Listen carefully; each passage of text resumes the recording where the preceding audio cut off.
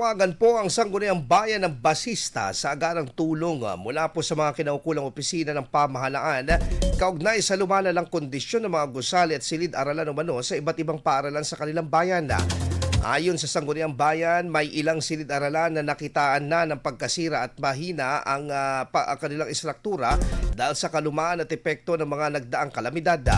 Ipinunto rin ng lokal na konseho na ang kasalukuyang kondisyon ng mga pasilidad ay nangangailangan ng agarang aksyon dahil nagdudulot ito ng pangamba sa kaligtasan ng mga guro at mag-aaral.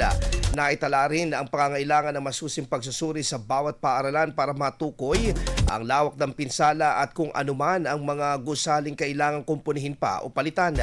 Dahil dito umapila ang Sangguniang Bayan ng Basista sa mga kinaukulang tanggapan ng mga batas na agad na tugunan ang sitwasyon ng mga paaralan sa kanilang bayan. IFM News. IFM News. IFM News.